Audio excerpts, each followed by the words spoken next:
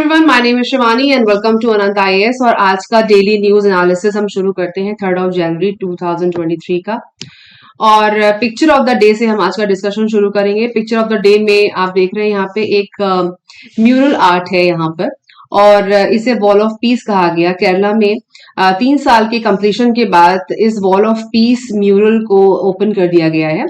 And it's a great work of modern mural art on 700-foot long compound wall of government vocational higher school secondary school at Cherpulasri जगह है केरला में। उसमें वहां पे इस wall को ओपन कर दिया गया है। और अब इसकी खास बात क्या है, the word peace has been embossed. जो वर्ड शब्द है पीस, इसको 250 भाषाओं में इसके ऊपर लिखा गया है म्यूरल आर्ट में। तो एक बड़ी चीज है ये। और हम आज क्योंकि कल्चर हमारे सिलेबस का एक पार्ट है, सिविल सर्विसेज का, सो म्यूरल आर्ट क्या चीज होती है इसको आप एक बार जरूर देख लीजिए और अपने प्रिपरेशन में इसको ऐड कर लीजिए। और इस आर्ट को रेफर कर सकते हैं फॉर प्री के एस्पेक्ट से क्वेश्चन क्रिएट हो सकता है इस पे। सो आई थॉट कि इसके क्वेश्चन के अलावा एक picture of the day definitely है ये, क्योंकि इसमें पीस, शांति शब्द को 250 भाषाओं में लिखा गया है, जो आज की वक्त की रिक्वायरमेंट भी है, जैसे कि हालात आसपास है। सो आगे बढ़ते हैं। Now headlines of the day हम देखेंगे। सबसे बड़ी हेडलाइन आज की यही है कि जो सुप्रीम कोर्ट की रूलिंग आई है डीमोनेटाइजेशन को लेकर के, 2016 का जो स्टेप था गवर्नमेंट का, उसके ऊपर इसको हम डिस्कस करेंगे डिटेल में। और जो डिस्कशन हुआ है जजेस के बीच में, उसको भी समझेंगे ना। उसके बाद आरबीआई ने बोला कि जो नोटबंदी थी और नोट बैन था वो फाइनेंशियल इंक्लूजन ही था, और एक चांस था फाइनेंशियल इंक्लूजन का आरबीआई के द्वारा। आरबीआई ने देखा था उसको, ये टॉप कोर्ट ने बोला, उसको भी समझेंगे। Then Sri Lanka freezes government recruitment in fresh austerity drive. Sri Lanka ने क्यों रिक्रूटमेंट को बंद किया है, इसको भी समझेंगे। और ST commission holds its ground on impact of new rules of forest rights act. इसके बारे में मैंने कल भी डिस्कस किया था आपसे, ये वही चीज है, पर एक बार दोबारा से गो थ्रू करेंगे आर्टिकल को। और इसके बाद आईएमएफ की जो एमडी है जॉर्जीवा, उन्होंने ये वार्न किया है कि ग्लोबल इकोनॉमी फेस कर रही है टफर ईयर इन 2023। करेगी नहीं, फेसेस मतलब कर रही है, तो साल शुरू हो चुका है, तो उसके बारे में उन्होंने क्या कहा उसको भी समझेंगे। नाउ स्टार्ट करते हैं आज की मेजर हेडलाइन से। Supreme court majority ruling finds no flaw. उन्होंने कोई फ्लॉ नहीं पाया, कोई कमी नहीं पाई सुप्रीम कोर्ट मेजॉरिटी ने इन 2016 डीमोनेटाइजेशन प्रोसेस। सबसे बड़ी बात यह है कि मेजॉरिटी वर्ड यहाँ पे क्यों यूज हो रहा है, क्योंकि एक बेंच सुप्रीम कोर्ट की थी इस रूलिंग में मैं बात करूंगी। और जब बेंच होती है तो उसमें 4-5 जजेस बैठ के डिसीजन देते हैं, तो उसमें मेजॉरिटी ऑफ जजेस ने ये बोला कि फ्लॉ नहीं है इस स्टेप में, गवर्नमेंट के स्टेप में कोई फ्लॉ नहीं है, फाइंड्स नहीं पाया उन्होंने इन 2016 वाले डिसीजन में। और जो उसको कहते हैं डीमोनेटाइजेशन, नोटबंदी का जो प्रोसेस था, ठीक है। नाउ द सोल वुमेन जज ऑन द 5-member बेंच, सिर्फ एक महिला जज थी, जस्टिस बीवी नागरत्ना। सिर्फ इन्होंने डिसएग्री किया with the majority saying the union government notification issued under the sections 26(2) of the Reserve Bank of India Act was unlawful। सिर्फ इनको छोड़ के बाकी सबने कहा कि कोई फ्लॉ नहीं था, सिर्फ इन्होंने ही इसको ये बोला कि अनलॉफुल था। और आज के एडिटोरियल में भी मैंने आपको डिस्कस किया, जिसमें मनमोहन सिंह ने बहुत बड़ा आर्टिकल लिखा है इसके बारे में कि एक्चुअली क्या मेन प्रॉब्लम क्या थी। और कैशलेस डेमोक्रेसी के अंदर या कैशलेस इकोनॉमी के अंदर, जहां 90% लोग कैश पे आधारित हैं, वहां पे इतना बड़ा स्टेप उठाया गया 2016 में, उसका क्या इम्पैक्ट रहा वो आप आर्टिकल देख सकते हैं मेरे एडिटोरियल में। आज ही मैंने उसको पब्लिश किया है। तो सिर्फ ये जज थी, इनको छोड़ करके बाकी सबने उसको ठीक बताया। आगे देखते हैं। अ मेजर ऑफ 4 जजेस on a constitution bench of the supreme court on Monday found no flaw in the union government's process to demonetise 500 and 1000 bank notes. ये बात ध्यान रखने वाली है कि सिर्फ 500 और 1000 के बैंक नोट की ही बात हो रही है, सिर्फ इन्हीं को ही डीमोनेटाइज किया गया था through a gazette notification issued on November 8, 2016. The sole women judge on a 5-member bench, Justice B.V. Nagaratna, however disagreed. उन्होंने सिर्फ इसे disagree किया मेजॉरिटी से, saying the government's notification issued under section 26(2) of the RBI Act was unlawful. Justice B.R. Gavai, तो आगे हम देखेंगे इन दोनों जजेस के बीच में जो कॉन्वर्सेशन हुआ है वो हम पढ़ेंगे स्टेप बाय स्टेप। तो justice B.R. Gavai delivering the judgment of the majority, वो मेजोरिटी का जो जजमेंट था डिलीवर कर रहे थे, which included justice S Abdul Nazeer, A S Bopanna and V Ramasubramanian, pronounced that the statutory procedure under section 26(2) was not violated merely because the center had taken the initiative to advise the center board to consider recommending demonetization. मतलब से उन्होंने जो refer किया, advice किया centre board को, इसके आधार पे इस डिसीजन को वायलेट नहीं किया जा सकता। ये जो स्टेचुटरी डिसीजन प्रोसीजर लिया गया, इसको हम लोग गलत साबित करार नहीं दे सकते, सिर्फ इस आधार पे कि उन्होंने ये रिकमेंड किया कि इनिशिएटिव लिया जाए और एडवाइस किया कि इनिशिएटिव लिया जाए और डीमोनेटाइजेशन को रिकमेंड करने के आधार पे। ठीक है, आगे बढ़ते हैं। सो अब समझते हैं कि डीमोनेटाइजेशन एक्चुअली है क्या, उसका बेसिक डेफिनेशन क्या है। Based on the demonetisation definition, आप सबको गूगल पे मिल जाएगी और बहुत सारी फाइनेंशियल वेबसाइट भी छाप रही हैं कि डीमोनेटाइजेशन का मतलब क्या है, कब शुरू हुआ, कैसे क्या हुआ, आप सब उसको रेफर करिए। Now demonetisation is the process of eliminating the lawful acceptance, मतलब लॉ के तहत एक्सेप्ट करना status of a monetary unit, किसी भी मॉनेटरी यूनिट को, करेंसी को लॉफुली एक्सेप्ट करना। It arises whenever the official currency is change, और ऐसा होता है तब जब कोई भी ऑफिशियल करेंसी को बदला जाता है। द एग्जिस्टिंग काइंड और types of currency are withdrawn through circulation and supplanted with new currency. ठीक है, क्लियर है इस बात का। सर्कुलेशन से उसको हटाया जाएगा पुरानी करेंसी को और नई करेंसी को लाया जाएगा।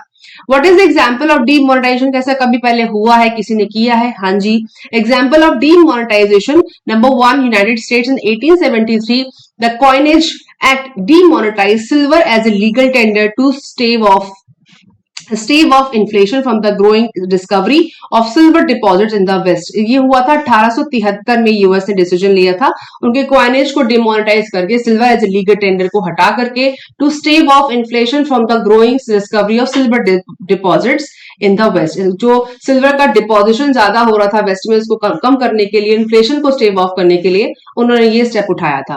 This led to significant economic disruption culminating in a recession and leading to a remonetisation of silver 1879। That was the economic disruption. But this led to, led का मतलब इसके बाद क्या हुआ, इकोनॉमिक डिस्ट्रप्शन हुआ जिसमें से रिसेशन क्रिएट हुआ, प्रॉब्लम्स भी आई और लीडिंग टू अ रीमोनेटाइजेशन को समझा गया, सिल्वर को 1879 में रीमोनेटाइज करने का भी सोचा गया, क्योंकि उसके बाद रिसेशन हुआ, उसके बाद इकोनॉमिक डिस्ट्रप्शन चालू हो गया। इसकी वजह से जो हमारे देश में भी कुछ कॉन्सिक्वेंसेस बताए हैं उस आर्टिकल में, आज डिस्कस मैंने किया। और हम लोग अगर आप देखें तो इन लार्ज, ये तो नहीं कहा जा सकता कि डायरेक्ट उसका इम्पैक्ट ही है, लेकिन ऐसा देखा गया है हर डिसीजन के एडवांटेजेस और डिसएडवांटेजेस दोनों होते हैं। Now, what is the main reason of demonetization? Abstract है, ये कहीं से उठाया गया है। The demonetization was done in an effort to stop counterfeiting of the current bank notes. Abstract का मतलब होता है सारी बात का निचोड़। Abstract है जिसको समझ सकते हैं, इसको समरी नहीं कहेंगे। Abstract मतलब इसका आधार हो सकता है कुछ भी, बट फिलहाल के लिए आपको इस समझने के आधार पर समझाया जा रहा है। Abstract कुछ मतलब, abstract का मतलब जो अभी बहुत ज्यादा ऑब्जेक्टिवाइज नहीं है। The demonetization was done in an effort to stop counterfeiting of the current bank notes alleged to be used for funding terrorism. Main reason क्या है इसका कि फंडिंग क्या है, इसको टेररिज्म फंडिंग को रोकने के लिए, controlling black money and reducing income inequalities along the people of the country. तो इसका सबसे मेन रीजन इसका क्या है, टेररिज्म को रोकना, ब्लैक मनी कंट्रोल करना, वही मेन कारण था इंडिया में। रिड्यूसिंग इनकम इक्वालिटीज को कम करना among the people of the country. ठीक है, ये मेन रीजन थे। Now, what was the first demonetization in the world? पहली बार जैसे हमने देखा कि 1873 में सबसे पहले यूएस में इसको कॉइनेज को हटा करके सिल्वर का कलेक्शन एक जगह वेस्ट में बढ़ रहा था, तो उसका लीगल टेंडर हटा दिया गया और सबसे पहले 1973 में यूएस ने इसको शुरू किया था। उसके बाद contraction of the money supply, इसके बाद क्या हुआ, दिस लेड टू, इसके बाद क्या हुआ, contraction of the money supply and subsequently a 5-year economic recession in the country. और इसका कॉन्सिक्वेंस क्या हुआ, 5 साल के लिए इकोनॉमिक रिसेशन आया। ये एज पर हिस्ट्री में आपको बता रही हूँ, ऐसा हुआ था। नाउ अब आते वापस अपने सुप्रीम कोर्ट के डिसीजन पे। जजमेंट नोट में आप देख रहे हैं कि ये है मिस्टर जस्टिस वी.आर. गवाई और ये है मिसेस बी.वी. रंगनाथन। इन्होंने ही डिसएग्री किया और इन्होंने, मिस्टर गवाई ने बाकी पूरी मेजोरिटी की तरफ से डिसीजन सुनाया। इन 4:1 वर्डिक्ट, देखिए 4:1 का मतलब एक विरोध में था, 4 सपोर्ट में थे। सो ये वर्डिक्ट इस तरह से पास हुआ है। अब समझते हैं। The verdict supreme court upheld the demonetization process, a snapshot of the majority and dissenting observations। ठीक है, जिन्होंने बोला for the majority demonetization notification does not suffer from any flaw in the decision making process, satisfy the test of the proportionality। The contention that notification is liable to be set aside on the ground that it cause hardship to individual citizens will hold no water.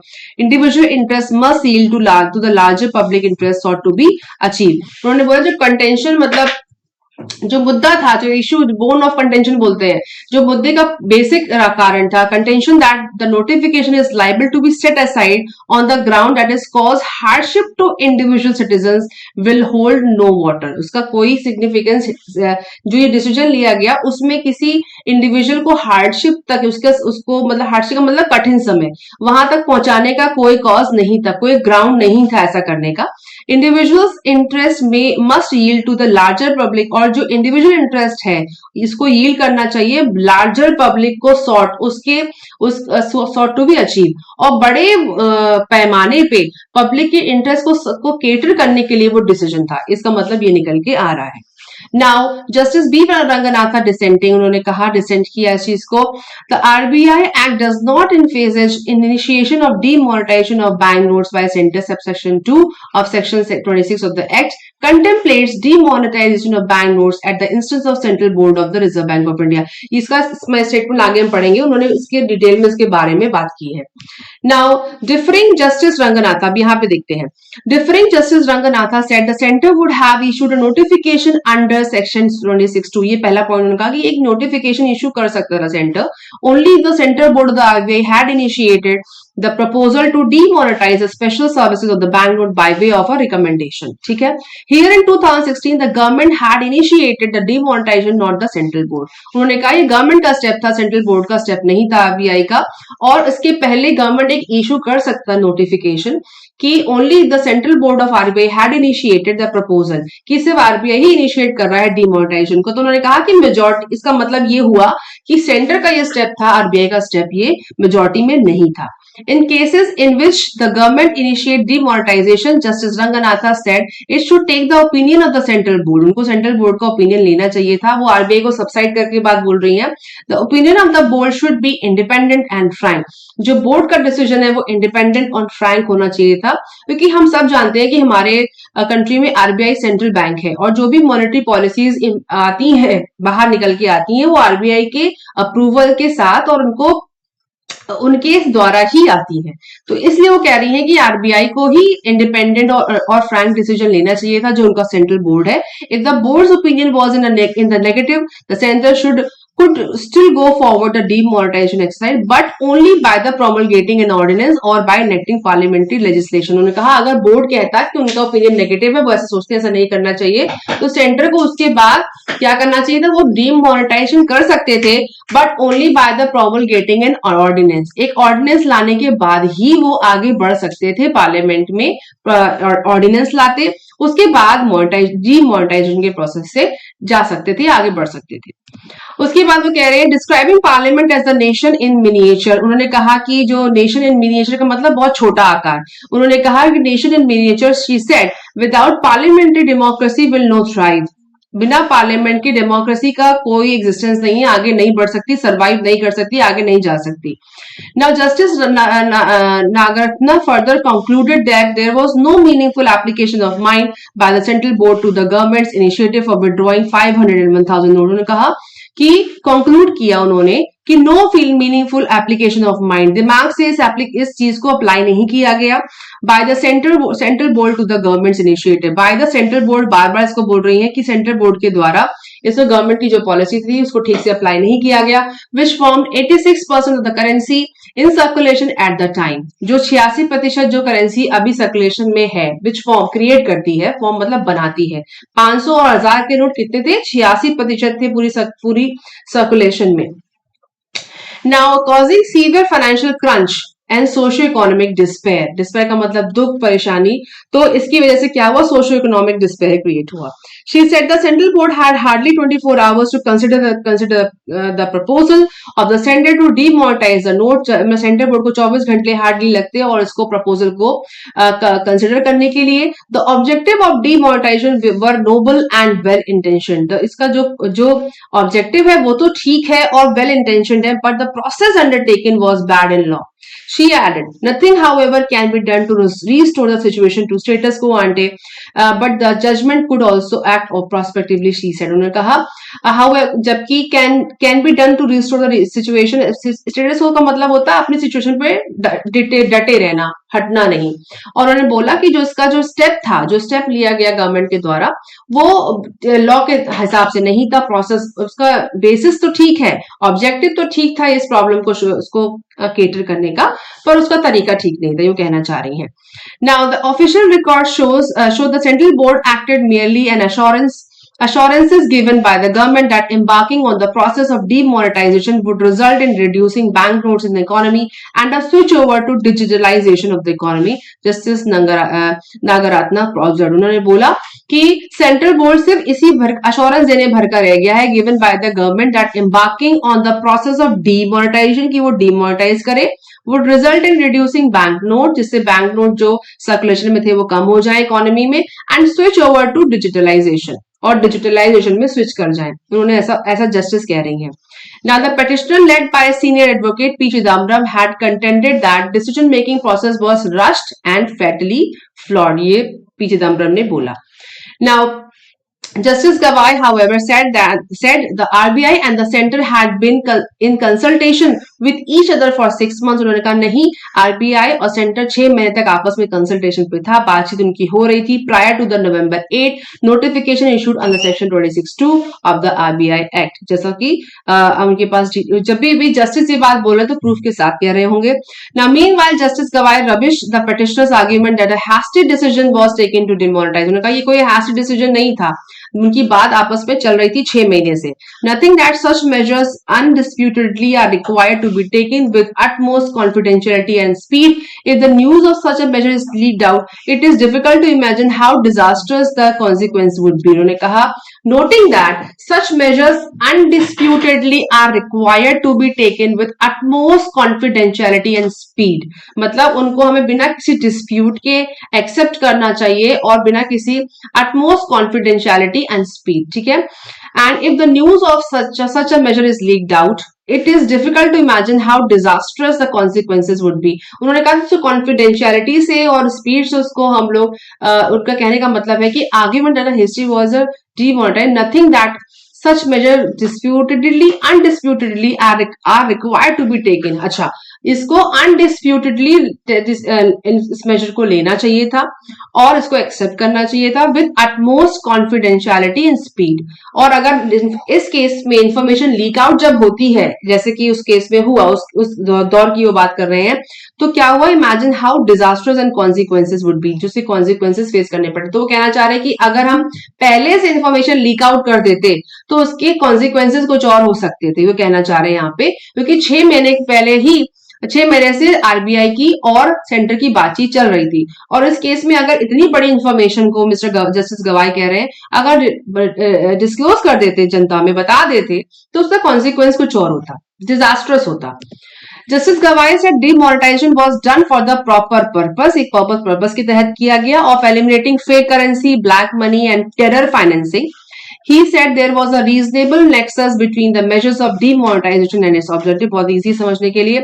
The central government is the best judge since central government is the best judge since it has all the inputs with regard to fake currency, black money, terror financing, and drug trafficking.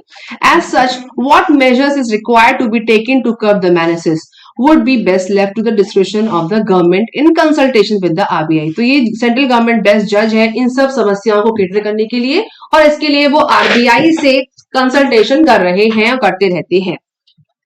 Now, arguments that demonetization violated citizens' right to property by taking away their money were without substance is said. उन्होंने कहा arguments जो उनके साथ थे, there were reasonable restrictions to the right, unlike the demonetization of 1978. वो कहना क्या चाह रहे हैं कि 1978 का जो डिमोनेटाइजेशन था उसके उसके उसके तरह नहीं, उन्होंने आर्ग्यूमेंट जो उसके लिए लिया कि argument that demonetisation violated citizens right to property, कि क्या डिमोनेटाइजेशन से किसी की प्रॉपर्टी लेने का अधिकार वायलेट होता है by taking away their money where, जहां उनका विदाउट सब्सटेंस, और जहां पे वो अपना पैसा कहीं भी ले जा सकते हैं विदाउट सब्सटेंस, ऐसा कुछ नहीं है। इट सेड, कहा गया there were reasonable restrictions to the right, वहां पे रीजनेबल रिस्ट्रिक्शंस है हर राइट के। इस पे सवाल भी एक मेंस में आया था कि आपको इंडिया में कहीं भी जाने का अधिकार एक असीम अधिकार नहीं है। उसी तरह ये बात भी कही जा रही है कि आपको राइट टू प्रॉपर्टी का जो अधिकार है उसके ऊपर रीजनेबल रिस्ट्रिक्शंस हैं। इसका मतलब नहीं है कि कहीं का कोई भी पैसा आपके पास आ रहा है, चाहे वो ब्लैक मनी से ही आ रहा हो, और उससे आप प्रॉपर्टी खरीदें। तो डीमोनेटाइजेशन के विरुद्ध जो ये आर्ग्यूमेंट दिए गए हैं उनका कोई सब्सटैंशियल इफेक्ट नहीं है। इसका मतलब ये निकल के आ रहा है। Unlike the demonetisation of 1978 when only 5 days were given to exchange old notes for new, the 2016 demonetization gave 52 days, मतलब 1978 में जो इसको रेफर कर रहे हैं हिस्ट्री से कि 1978 में जो नोटबंदी हुई थी उसके कंपैरेटिवली 2016 में 52 दिनों के लिए हमने टाइम दिया नोटों को एक्सचेंज करने का। On whether the demonetisation met its desired objective was best left to the government, they said. उस ऑन वेदर मतलब कि जबकि ऑन वेदर की जो नोटबंदी है वो अपने डिजायर्ड ऑब्जेक्टिव्स पे पहुंची कि नहीं पहुंची ये गवर्नमेंट पे छोड़ देना चाहिए, क्योंकि उन्होंने कह दिया कि सेंट्रल गवर्नमेंट को पूरा अधिकार है डिसीजन लेने के लिए, वो बेस्ट जज है, हमें उनकी बीच में नहीं पड़ना चाहिए। और डेफिनेटली सेंटर और जो आरबीआई है उसके बीच में कंसल्टेशन 6 महीने से चल रहा था, उसकी प्रॉपर डिटेलिंग थी, तो उसको हम पहले लीक आउट नहीं कर सकते थे, उन्होंने यहाँ पे बोला इसके एक डिजास्टर्स कॉन्सिक्वेंसेज होते। और उसके बाद वो कह रहे हैं कि जो आपका प्रॉपर्टी का राइट है, जैसे कि उसमें आर्ग्यूमेंट लिया गया होगा उस पिटीशन में, तो वो कह रहे हैं कि आपका असीम अधिकार नहीं है, इसके ऊपर रीजनेबल रिस्ट्रिक्शंस भी हैं। और इसी पे मेंस पे क्वेश्चन क्रिएट हो सकता है कि ये अपने आप में बड़ा मुद्दा है, उसके बीच में ये और एक मुद्दा है। उसके साथ साथ जो हमारा नोट बंदी हुई थी 1978 की, इसके बारे में थोड़ी क्लैरिटी हमें और लेनी चाहिए। उसके बाद आरबीआई ने आगे एक आर्टिकल और आया है कि उन्होंने नोट बैन को क्या लिया, फाइनेंशियल इंक्लूजन का एक ऑप्शन माना, चांस माना आरबीआई ने। आरबीआई को हाईलाइट कर रही है supreme court. Now RBI response had a draft plan to carry out demonetisation in a non disruptive manner. उन्होंने रिस्पॉन्ड किया ड्राफ्ट प्लान को कि उन्होंने response had a draft plan, उन्हें ड्राफ्ट प्लान दिया to carry out demonetisation in a non disruptive manner. उन्होंने plan out किया था कि जो नोटबंदी है वो एक नॉन डिस्ट्रप्टिव, बिना किसी समस्या के आराम से हो जाएगी। एक ड्राफ्ट प्लान था आरबीआई का। The majority judgment of the supreme court on Monday details extensively the documents placed on record by the government to conclude that the central board of the RBI was very much in the loop before recommending demonetization of 500 and 1000 note. ठीक है, वो तो पहले समझ लिया हमने कि उनका आपस में लूप था और बराबर बातचीत चल रही थी, उनके पास बढ़िया ड्राफ्ट प्लान था बिना किसी फूल। आप खुद सोचिए इतनी बड़ी इकोनॉमी में अगर बिना किसी प्लान की कोई काम ऐसे एग्जीक्यूट हो जाएगा तो उसका सिग्निफिकेंस क्या होगा, कुछ भी नहीं, वो कभी मेटलाइज नहीं हो पाएगा। तो उनके पास एक ड्राफ्ट प्लान था। Now the documents have been discussed to counter the apprehensions raised by the petitioner that the central board did not independently apply its mind to the viability of domestic demonetization implemented hastily। उन्होंने कहा बहुत जल्दी में decision लिया गया था, ये petition लगाई गई थी, उन्होंने अपने दिमाग का यूज नहीं किया और ये बहुत जल्दी में लिया हुआ निर्णय था। In fact, the judgment said the RBI response also contained a draft scheme to implement the proposal for demonetization in a non-disruptive manner with as little inconvenience to the public and business entities as possible. The same was also taken into consideration by the cabinet for implementation of demer। ठीक है, तो वो कह रहे हैं कि नहीं, non disruptive नहीं था, उनके पास ड्राफ्ट प्लान था और पूरा तरीका था कैसे एग्जीक्यूट होगा। तभी आप देखिए उन्होंने 52 दिन का समय, ये एक टाइमलाइन ली थी, 52 डेज का टाइम बना। आप देखिए 1978 को रेफर कर रहे हैं कि सिर्फ वहां पे आपको 5 दिन का टाइम मिला था, हमने आपको 52 दिन का समय दिया कि आप नोट अपने एक्सचेंज कर सकते हैं। ऑलराइट, ये आपका सुप्रीम कोर्ट का डिसीजन था। नाउ अब एक और चीज समझते हैं कि आगे उन्होंने कहा कि the top court said the central board, जो आरबीआई का सेंट्रल बोर्ड है, in its 561st meeting held on November 8 2016 had held on elaborate discussion and found that the proposed step presents a big opportunity to take the process of financial inclusion further by incentivizing the use of electronic mode of payment. उन्होंने क्योंकि आप समझिए कि जो नोटबंदी का सबसे एक और बड़ा जो है बेनिफिट ये है कि आप उसको डिजिटल ई पेमेंट्स को इन्हांस कर सकते हैं इसके माध्यम से। वैसे भी डिजिटल इंडिया का भारत का बहुत बड़ा फ्लैगशिप प्रोग्राम रहा है और उसके तहत वो चाह रहे थे कि जो पेमेंट्स हो जाए वो मैक्सिमम ई पोर्टल्स पे आ जाए। तो उन्होंने इसको जो इनका स्टेप था वो इलेक्ट्रॉनिक पेमेंट्स को इन्हांस करने का भी था और इस डिस्कशन में उन्होंने ठीक से इसको बताया कि इलेक्ट्रॉनिक मोड ऑफ पेमेंट्स को इंसेंटिवाइज करने के लिए उनका ये एक प्रपोज्ड स्टेप था। और उन्होंने 8 नवंबर 2016 को जिनकी 561वीं मीटिंग थी उसमें उसको बताया था। Now the center board has taken into consideration that the matter had been under discussion between the central government and the RBI for last year। बार इसको हाईलाइट कर रहे हैं कि ये बिना किसी आधार पे लिया गया डिसीजन अगर आप सोच रहे हैं ऐसा नहीं है, इसका बेसिस था। तो ई पेमेंट को इनहांस करने के लिए ऐसा था जो उसका लोग कह रहे हैं कि सिर्फ ई पेमेंट जो पिटिशन लगाई गई जिसमें सिर्फ कहा जा रहा है कि सिर्फ ई पेमेंट को इनहांस करने के लिए आपने काम किया, बहुत जल्दी डिसीजन लिया, गवर्नमेंट ने नोटिफिकेशन नहीं दिया, कुछ बताया नहीं, पर ऐसा वो कह रहे हैं ऐसा नहीं था। और ई पेमेंट तो इंसेंटिवाइज हुआ ही, पर 6 महीने से आरबीआई और गवर्नमेंट के बीच में बातचीत चल रही थी जिसको एग्जीक्यूट किया गया। अब बढ़ते हैं नेक्स्ट आज के टॉपिक पे। Online games must registered with self regulatory body says draft rule. एक ड्राफ्ट रूल बन के आ गया है ऑनलाइन गेमिंग के लिए। उसमें कहा गया है any game that allows wagering on its outcome is effectively a no go area, says minister welcoming the publishing of the draft amendment. All India gaming federation says it believes it is first step to comprehensive regulation. ठीक है, तो वो कह रहे हैं कि any game that allow, जो allow करता है वेजरिंग ऑन इट्स आउटकम, उनके आउटकम पे ज्यादा कॉन्सेंट्रेट करता है, इंसेंटिवाइज करता है, effectively a no go area, वो नो गो एरिया है सेज मिनिस्टर। वो क्यों नो गो एरिया है? Welcoming the publishing of the draft amendment, और हमें जो ड्राफ्ट अमेंडमेंट है उसको वेलकम करना चाहिए। All India gaming federation says it believes this is first step to comprehensive regulation. ठीक है, समझते हो क्या कहानी है।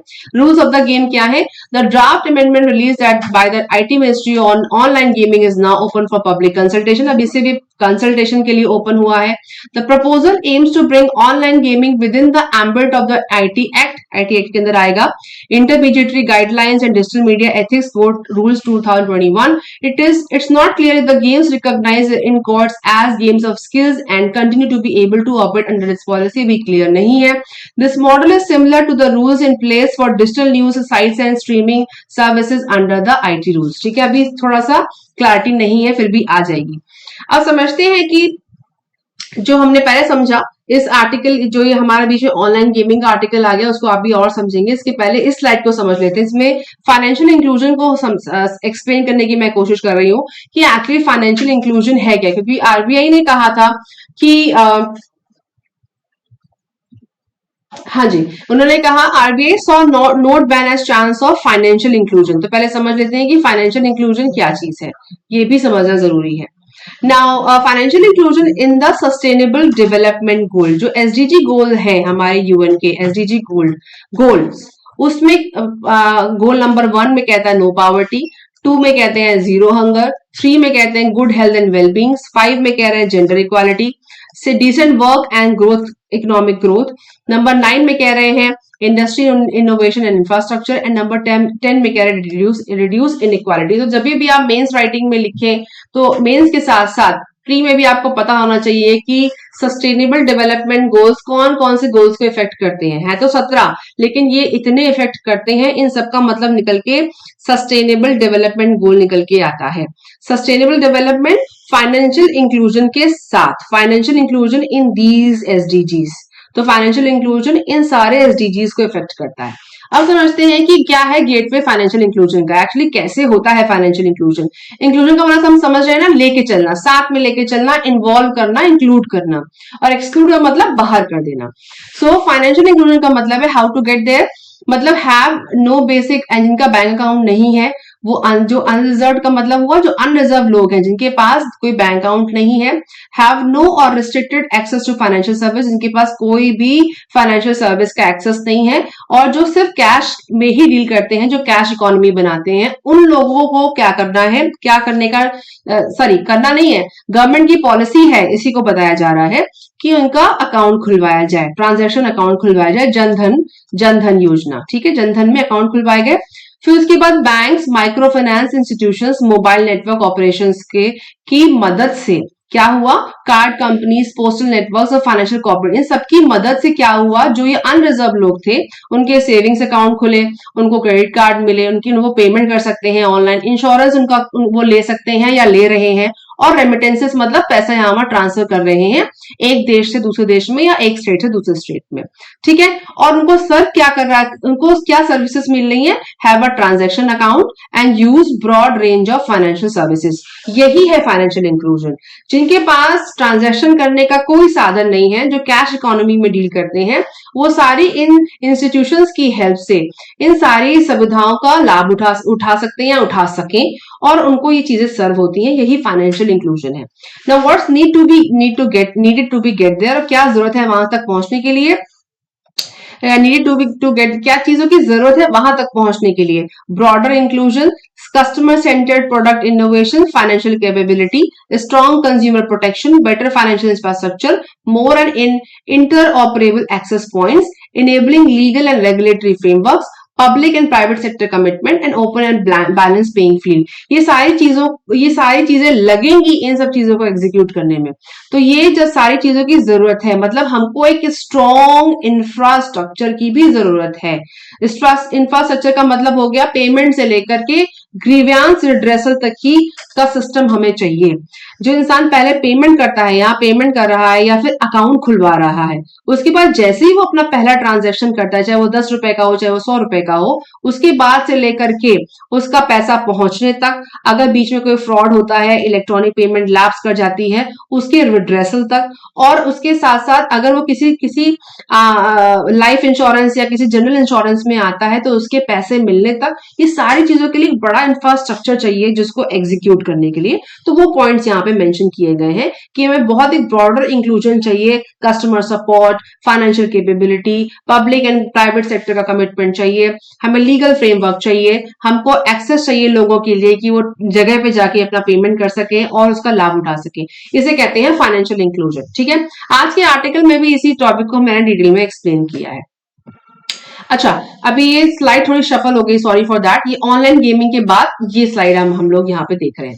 Now the electronic and information technology ministry on Monday proposed an amendment to bring online gaming within the ambit of IT information technology intermediary guidelines and digital media ethic codes rule 2021, ठीक है, एक guidelines आई है।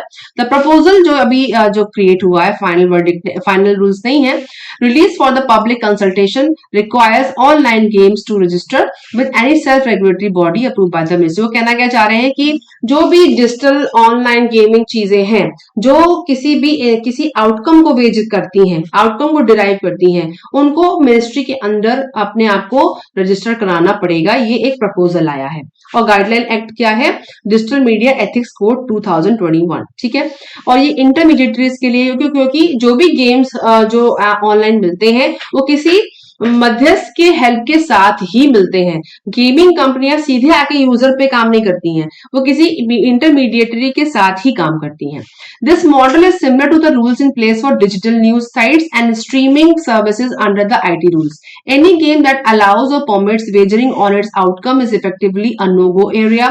Under Union Ministry of State for Electronic and Information Technology, Rajiv Chandrasekhar said, "If you bet on the outcome of the game, it is prohibited." मतलब अगर जिसमें आप बेट लगाते हैं, आउटकम डिराइव करते हैं कि आपने ये बेट लगाई आपको इतना मिलेगा, ये बेट में लगाई इतना मिलेगा, वो नो गो एरिया है, वहां वो आपके लिए प्रोहिबिटेड है। साफ साफ लिख दिया उन्होंने यहाँ पे, ठीक है। अब समझ में आया नो गो का मतलब क्या है। इन्होंने लिखा ना कि allows wagering on its outcome is effectively a no go area.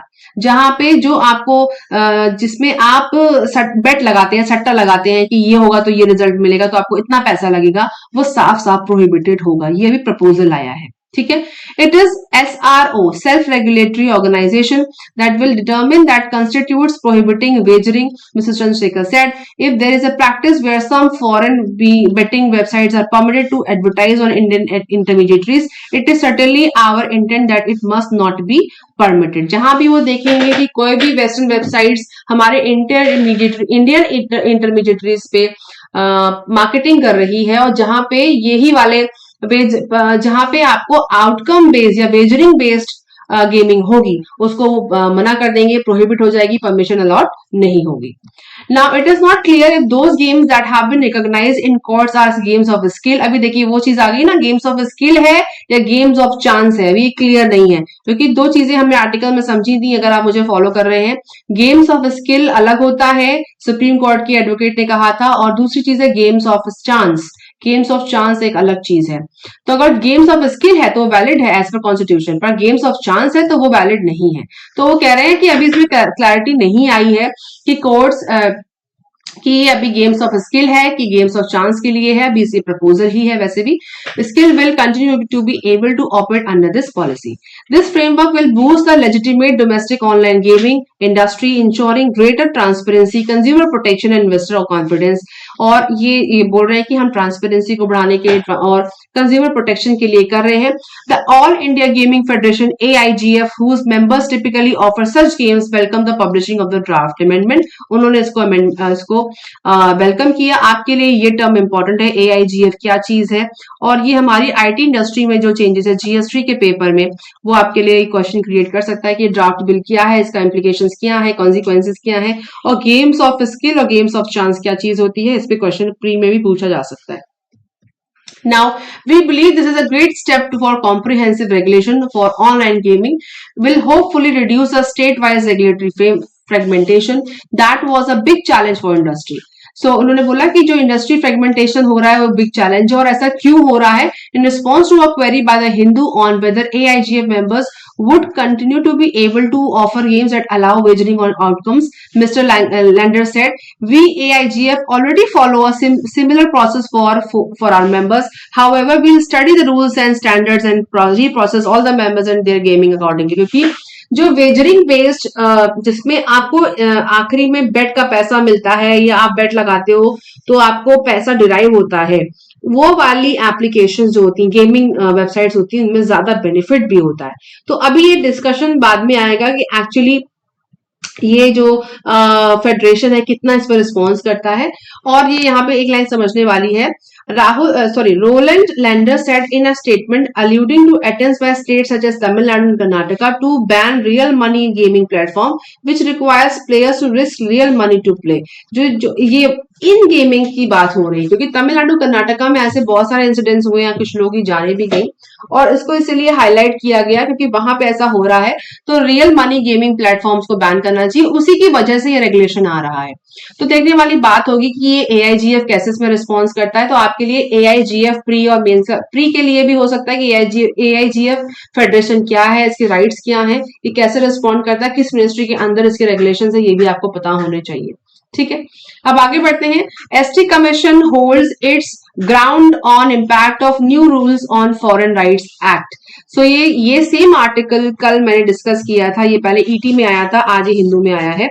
In a sign of escalating conflict between the government and the National Commission for Scheduled Tribes NCST offered the Forest Conservation Rule 2022 panel chairperson Harsh Chauhan on Monday said its position on the new rules being violative of the Forest Right Act. उन्होंने कहा जब ये conservation rules हैं वो forest right act को dilute करते हैं और उसको इम्पैक्टफुल नहीं बनाते, उसको वायलेट करते हैं. ये कल कहा गया था, ये आज भी कहा जा रहा है, ये सेम आर्टिकल है.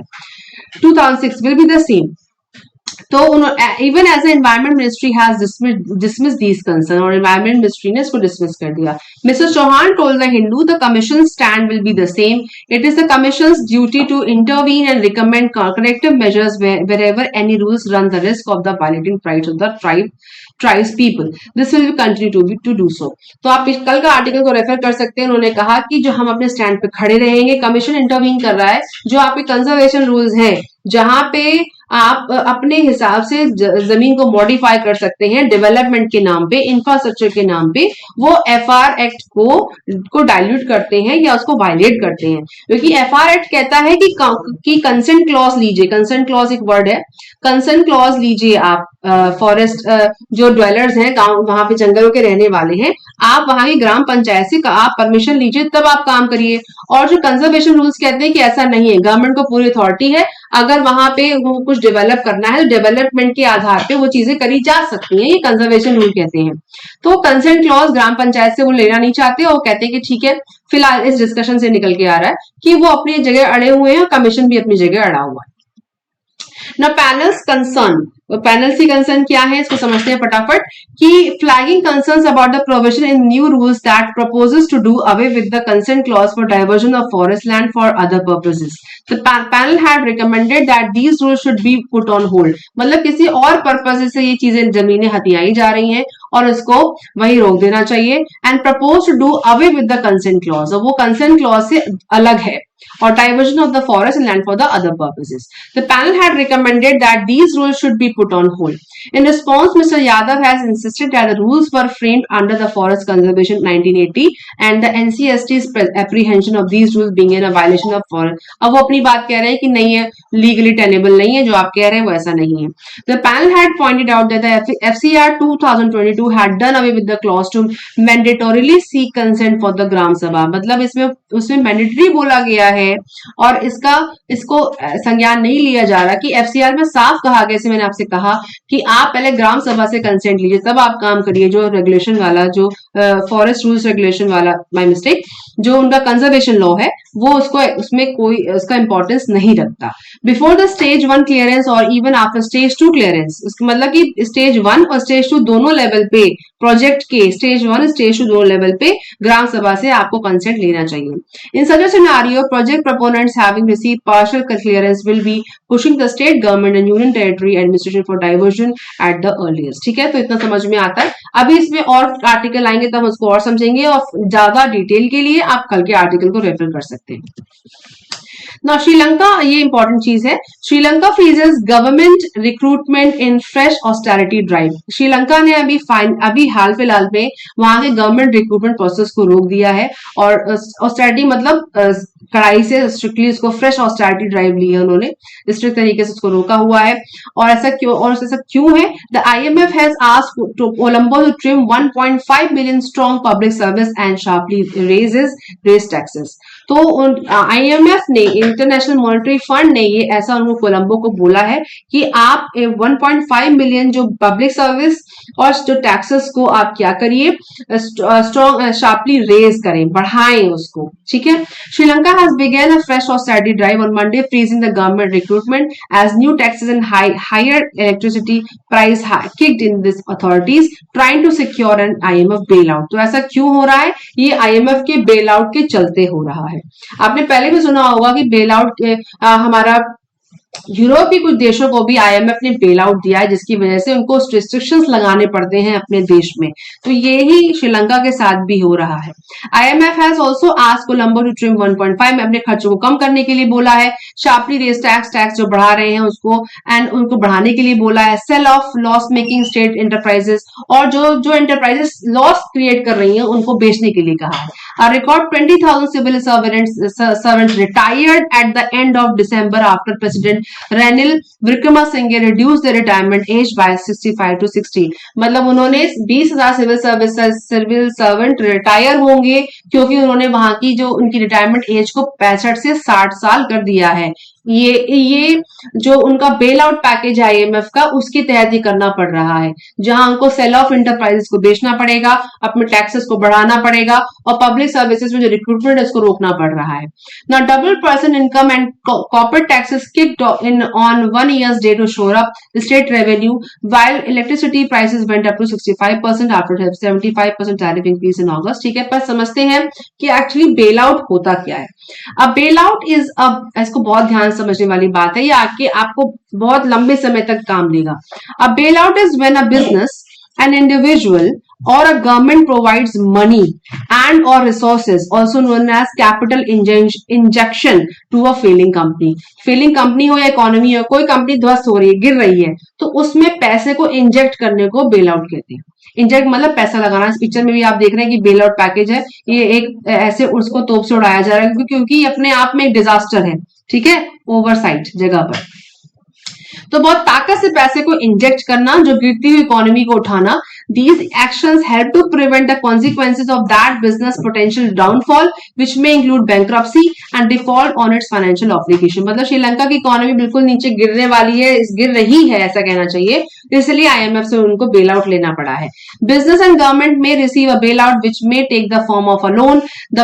तो ये किस रूप में हो सकता है? लोन के रूप में हो सकता है, bond, stock, cash infusion, and may require the recused party to reimburse the support depending upon the terms. तो ये क्वेश्चन प्री में आ सकता है कि बेल आउट क्या चीज होती है. मेंस के पर्पज से किसी इकोनॉमी में अगर हम बेल आउट लेते हैं तो उसके कॉन्सिक्वेंसेस क्या हो सकते हैं. प्रेजेंट के लिए तो फायदा है, पर उसको बहुत सारे रेगुलेशंस लगाने पड़ते हैं किसी देश के ऊपर. तो बेल आउट के फायदे नुकसान क्या है. उसके साथ साथ आईएमएफ, जैसे अभी नाम आया, आईएमएफ क्या संस्था है, उसके वो क्या काम करती है, इसको भी आपको रिसर्च अपने नोट्स में इसको क्रिएट कर लेना चाहिए. तो ये आपके GS3 के लिए इंपॉर्टेंट है, और जो ये प्री के लिए भी इंपॉर्टेंट हो गया, मेंस के लिए भी. ठीक है, आगे बढ़ते हैं. इसके बाद आईएमएफ से न्यूज है कि आईएमएफ की जो एमडी हैं, Georgieva wants that global economy faces tougher year in 2003. उन्होंने कुछ दिन पहले से बात भी हो रही थी, आर्टिकल आ गया, कई पेपर में ऑलरेडी आ चुका था कि 2023 का जो साल है वो मुश्किल हो सकता है. हाँ, और ग्लोबल इकोनॉमी के लिए, पर कैसे? World 3 main economies US, China and European Union are slowing simultaneously, says चफंची. उन्होंने कहा ये इकोनॉमीज जो है, ये अर्थव्यवस्थाएं स्लो हो रही, धीमी पड़ रही हैं, इनकी गति धीमी पड़ रही है. She cautious that Chinese government's approach to reopening country's economy will likely impact regional global growth negatively. उन्होंने कहा जो चाइनीज गवर्नमेंट की जो अप्रोच है, रीओपन कंट्री इकोनॉमी, रीओपन का मतलब उनके जो कोविड एरा से जूझ रही है चाइनीज इकोनॉमी, तो उसको दोबारा से रीस्टार्ट करने के लिए, शुरुआत से शुरू करने के लिए, रीओपन करने के लिए, countries economy will likely impact regional, आसपास के इलाकों को इम्पैक्ट करेगी, और ग्लोबल ग्रोथ को भी नेगेटिवली इम्पैक्ट करेगी.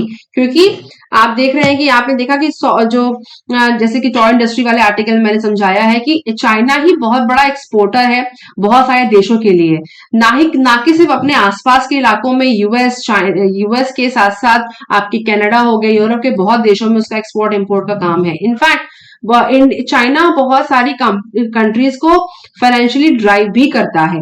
सो उस केस में अगर रीओपन करेंगे अपनी कंट्री की इकोनॉमी को, तो वो इम्पैक्ट करेगा रीजनल और ग्लोबल ग्रोथ को नेगेटिवली. ठीक है, इसको समझते हैं आगे. For much of the global economy, 2023 is going to be a tough year as the main engines of global growth. The United States, Europe and China all experience weakening activity, the head of International IMF said on Sunday. The new year is going to be tougher than the year we leave behind. फिर से same line बोली है. Why? Because the 3 main economies, US, EU and China are all slowing down simultaneously. ठीक है, economies नीचे जा रही है क्योंकि हम सबको पता है कि जो हमारा कोविड ड्यूरेशन था, उसके बाद जो उस वक्त से शुरू होकर के अभी तक की इकोनॉमीज रिकवर नहीं कर पाई है. चाइना भी उनमें से है क्योंकि चाइना तो दोबारा वेव में आ चुका है, कोविड की वेव में आ रहा है. सो अगर वो रीओपन करते हैं और अगर वो अपना एक्सपेंशन करने की कोशिश भी करते हैं, तो उसका प्रभाव नेगेटिव आएगा, ना कि पॉजिटिव. ये वो कहना चाह रही है क्योंकि यूएस भी है, यूरोपियन यूनियन भी है और चाइना भी है. ठीक है. In October the IMF cut its outlook for global growth, economic growth. इनकी जो रिपोर्ट आती है in 2023, reflecting the continuing drag from the war in Ukraine as well as inflation pressures and the high interest rates engineered by central banks such as the US Federal Reserve aimed at taming price pressures. जैसे कि अभी बोलते नहीं, RBI कहता है कि global headwind, यही है वो सारे ग्लोबल हेडविंड, जिसमें आपका वॉर चल रही है उसका इम्पैक्ट होगा. उसके बाद अगर वॉर के बाद सबसे बड़ा प्रेशर आता है इन्फ्लेशन का, दूसरा अनएम्प्लॉयमेंट, तीसरा फूड ग्रेन्स. तो ये वॉर के इम्पैक्ट है. तो जो वॉर चल रही है उसकी वजह से जो इम्पैक्ट आएंगे उसमें इन्फ्लेशन है, हाई इंटरेस्ट रेट है, इन्फ्लेशन प्रेशर है, हाई इंटरेस्ट रेट प्रेशर है और सेंट्रल बैंक्स के ऊपर। उसके साथ साथ क्योंकि अगर आपका इन्फ्लेशन ज्यादा है तो आपको हाई इंटरेस्ट तो करना ही पड़ेगा, तभी आप इन्फ्लेशन को कवर कर पाओगे, लोग पैसा आपके पास डिपॉजिट करेंगे। So engineered by central bank such as US Federal Reserve aimed at taming pressure, price pressure. ठीक है, आगे बढ़ते।